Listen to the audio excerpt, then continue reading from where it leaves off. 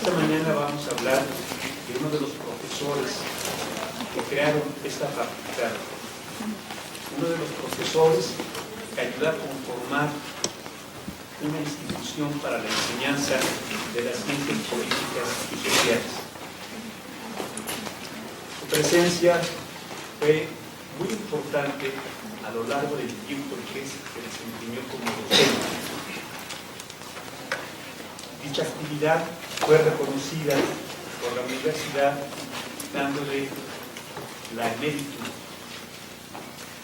Estamos justamente en el auditorio que lleva su nombre, junto con el de su esposa, doña Isabel Orcasitas de Poza. Al planear este evento, al planear esta mesa, decidimos integrarnos un grupo de sus exalumnos. Fue difícil la selección porque fuimos muchos quienes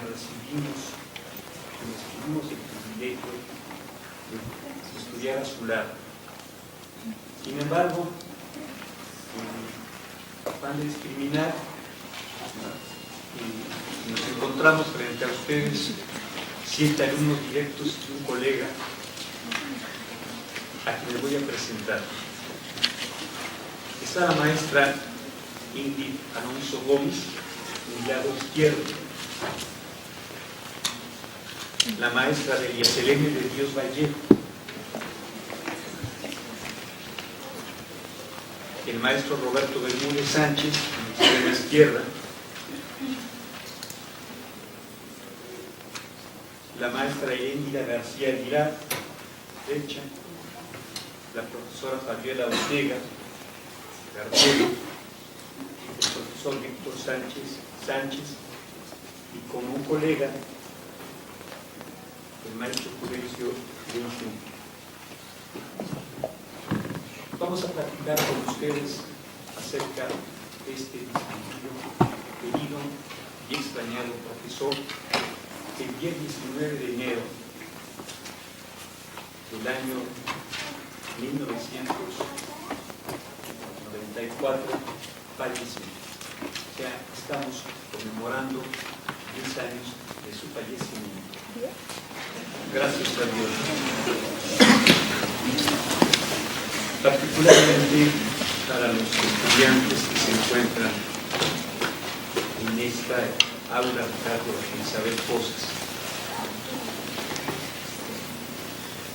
Quiero destacar que nuestra facultad ha sido una de las instituciones de la UNAM que ha preservado el espíritu universitario. ¿Qué quiere decir esto?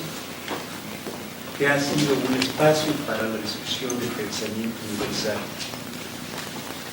Particularmente en la carrera de Sociología ha habido lugar para el estudio y trabajo de las más significativas y relevantes escuelas del pensamiento social. Las propuestas teóricas y metodológicas de los más acreditados académicos del mundo han encontrado en la facultad un lugar para su reflexión y en algunos la pertinencia de sus enunciados, cuando han sido consecuentes, se han convertido en las corrientes del pensamiento local. Hacer sociología de la sociología en la UNAM nos permite descubrir que el positivismo que dominaba el tiempo en el que aparece la facultad estuvo presente en los primeros trabajos de investigación de los egresados, pero que su contacto de esta facultad con el mundo externo hizo que las convicciones políticas que sucedían, particularmente en el continente, reclamaran a la institución explicaciones más trascendentes y más complejas. Así llegó el marxismo a la facultad como una corriente de explicación, como una forma de investigación, pero desde luego como una filosofía social. fue justamente en esta dimensión en la que el profesor Ricardo Pozas Arciniega ingresa a la facultad. Sin embargo, leerlo implica descubrir que, como muchos científicos y pensadores, su formación inicial no fue de carácter marxista. Chamula, un pueblo de los Altos de Chiapas, su obra, para mí, más destacada en su quehacer antropológico, tiene una metodología positivista. Sin embargo, su propio contacto con la realidad, su cercanía con los indios, su cercanía con la pobreza, con la explotación, lo llevaron justamente, como otros científicos más, a buscar explicaciones más complejas y, sobre todo, explicaciones que pudieran convertirse en acciones. De esta suerte, él empieza a estudiar el marxismo. Y yo quiero decir algo que del marxismo, además de haber estudiado a Marx y a Lenin como los teóricos fundamentales, él elige a un pensador cuyo trabajo práctico él admiraba, que fue justamente la razón por la cual se volvió un simpatizante de Chile, Mao Zedong. Fue de las generaciones de estudiantes que, además de conocer la metodología y la teoría marxista, tuvimos acercamiento a las tesis filosóficas de Mao Zedong. Y encontrábamos en esas tesis no solamente la explicación a la problemática agraria, a la problemática obrera, a la problemática que viven las grandes masas de la población, sino también el entender que el marxismo no solamente queda en una explicación, sino que demanda una praxis, esto es, una acción, pero no un activismo, ni tampoco un asistencialismo, sino una praxis. Una praxis es el trabajo planeado, es el trabajo riguroso, que se diseña con una ideología, pero con un instrumental de carácter científico. Ricardo Pozas, empecé diciendo al abrir esta sesión, es de los profesores creadores de la facultad. A 10 años de distancia, y todavía sin poder hacer a un lado las emociones que a mis compañeros les trae su recuerdo, sí podemos decir, superando un poco esa situación, decir que él constituye lo que hoy en el análisis científico se llama una tradición científica en esta facultad. Una tradición constituye una actitud, una filosofía, un quehacer, un compromiso del cual han hablado mis compañeros. Haciendo un breve análisis para estos 10 minutos que me tocan, yo diré que desglosar el pensamiento del profesor Pozas nos lleva a identificar los siguientes rasgos. Como decía Pedro Yáñez, el Estado se puede caracterizar por su pensamiento y praxis revolucionaria. Es un auténtico revolucionario en las ciencias sociales. Nunca abandonó su vocación de profesor normalista. Y esto permitió que justamente la enseñanza que hacía desde las aulas universitarias fuera planeada, fuera con recursos didácticos, a diferencia de muchos otros que estamos frente a clases. Somos sociólogos, antropólogos, editores, químicos, pero no maestros. Él tuvo la formación de profesor y esto le permitió justamente encontrar esas estrategias de que ya han hablado, por ejemplo, Heréndira en la creación de los talleres de investigación. Tuvo otro rasgo,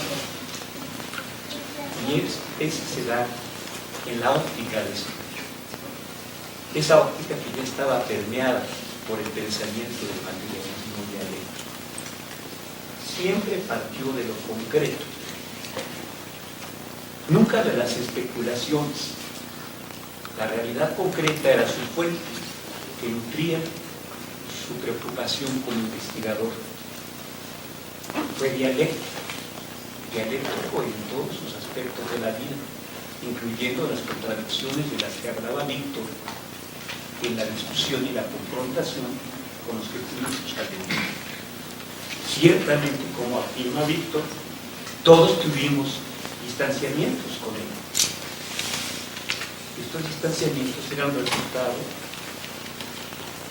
de las posiciones, de las tesis que él nos enseñó a manejar. Tiempo después que murió, platicar mi queridísima maestra Isabel Casillas. Le decía, todos sus alumnos nos distanciamos de ustedes, pero es que ustedes dieron los elementos para que pudiera hacerse. Nos enseñaron a discutir, nos enseñaron a hablar, nos enseñaron a refutar. Pero yo creo que deben estar orgullosos que no fuimos disciplinados, que no fuimos acarreados, sino que tuvimos la posibilidad de contradecir al maestro.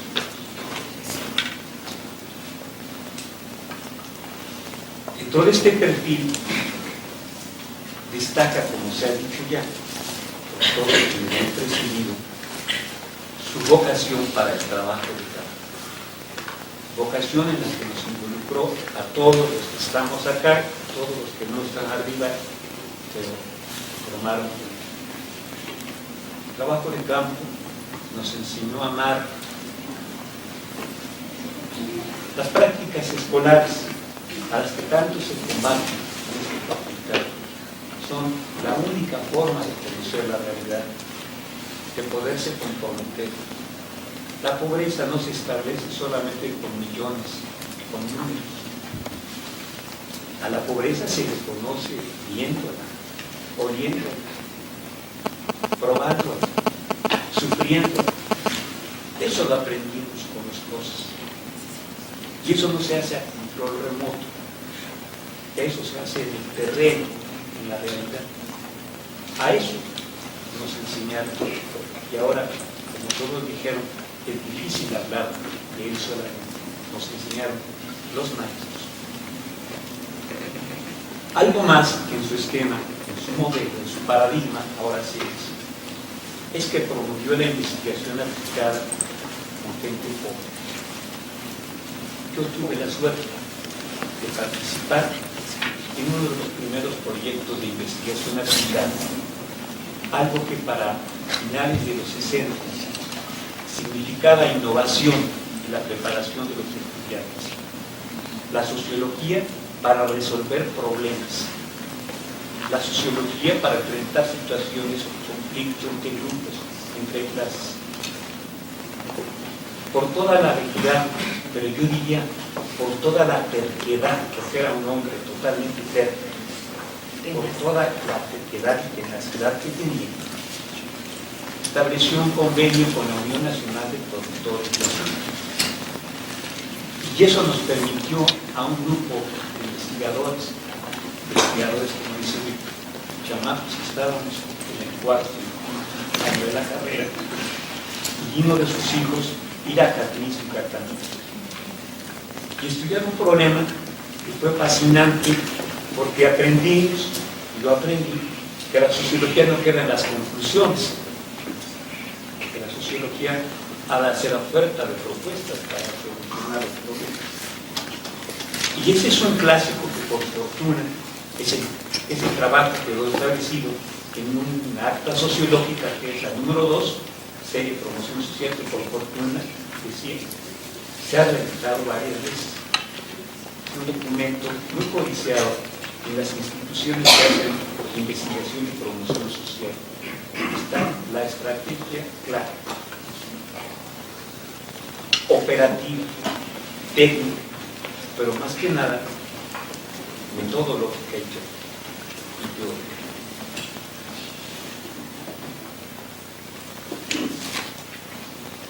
Ya han dicho mis compañeros que me enseñó a investigar. Es una filosofía, no solamente es una didáctica, es una concepción, es una actitud de profesión.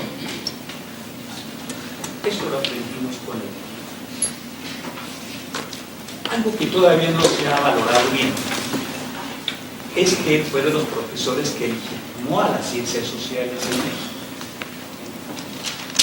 La legitimó como cuerpos explicativos, pero también como cuerpos de trabajo comprometido para el cambio, para el progreso y para el bienestar social.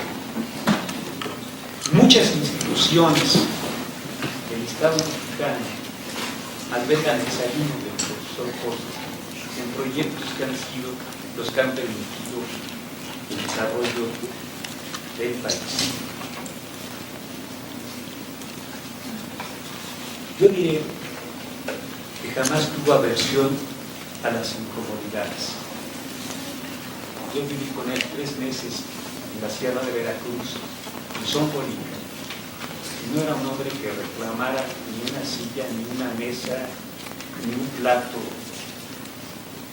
Era de comodidad. Había otro interés. Todos lo veíamos, era un interés intelectual, era la felicidad, lo que lo llevaba a no darle importancia a ese tipo de aspectos tipo materiales. Cuando yo lo empecé a recordar, me impresiona, sobre eso quiero seguir escribiendo, su tránsito del positivismo al marxismo. Hoy que está de moda, decíamos así, el estudio de las tradiciones, yo he encontrado que los grandes investigadores, que los grandes teóricos no se inician en una percepción teórica metodológica, sino que transitan de una a otra. Y es justamente la confrontación con la realidad la que les da esta oportunidad de tránsito. Ahí yo creo que hay que revisar el trabajo de Ricardo Cosas, de una guía de desarrollo de la comunidad, que es de las primeras publicaciones que genera esta facultad, a una guía para el estudio de comunidades, de poblaciones, en la cual está permeado ya el otro pensamiento, donde está un conjunto de indicadores que permiten el análisis, la comparación y la interpretación. Dentro de su obra social hay que decir que él superó al paternalismo y también al populismo, como decían los compañeros que estuvieron en unidades de investigación social, involucraron a la gente. La gente, es interesantísimo, se convirtió en investigador. Los indios, los trabajadores, debieron investigar su propia realidad. Y esto es justamente lo que genera el crecimiento. Cuando llegan las políticas sociales y los consideran, como decía Fabiola, como objetos, la gente solamente aprende a estirar la mano. La gente se tiene que educar para que ella sea la que se supere, para que ella sea la que encuentre el camino. Tampoco se trata de decir cuál es el camino. Lo que hace falta es invitarnos a reflexión, a que analice la gente sola camina.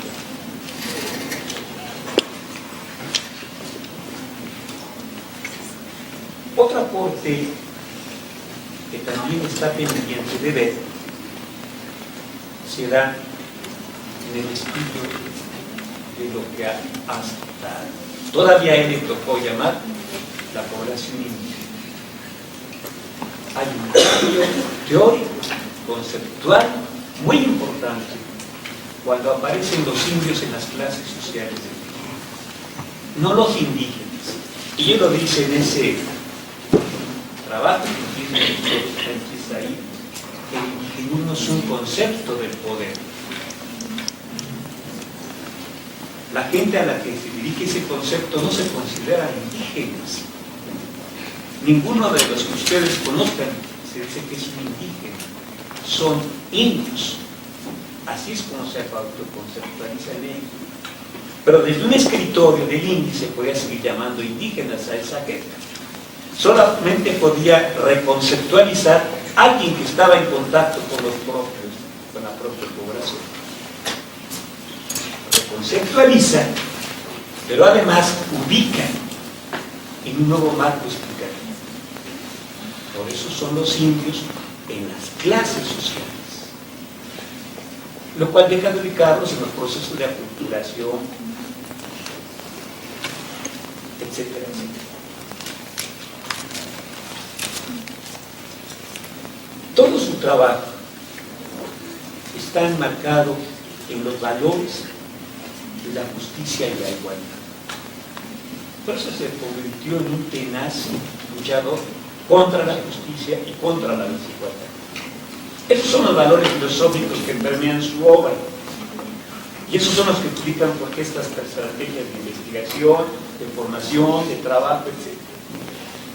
están allí dentro de sus paradigmas.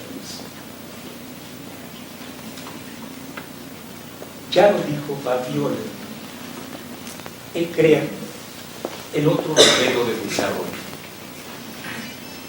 Pero yo digo que también él creó la otra metodología.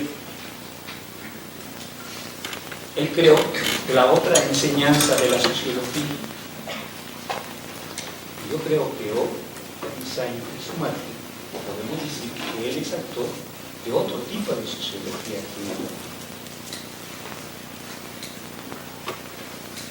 yo también estoy pasando el tiempo a todos, pero no puedo acabar de dar mi participación sin decir que tuvo para lograr eso una esposa, una compañera, lo dice esa canción de ella, y una cómplice. Claramente, la maestra aquí fueron cómplices de locuras que solamente pueden estar en la cabeza de revolucionarios. Ellos fueron gente que se comprometió, yo seguramente lo sé mejor porque soy más de los que estamos acá, primero con Cuba antes de que con China, su solidaridad con el pueblo cubano. Trabajo está publicado por la Casa de las Américas, la editorial más prestigiada, por las obras de mayor relevancia social. También fueron solidarios con Vietnam y con Laos.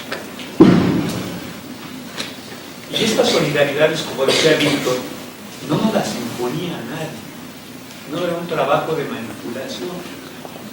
Era la oportunidad de poder conocer y de poder entender que el intelectual no solamente tiene el currículo o la pipa para presumir que hace este tipo de trabajo, sino que el intelectual se da en el trabajo racional, en el trabajo de compromiso.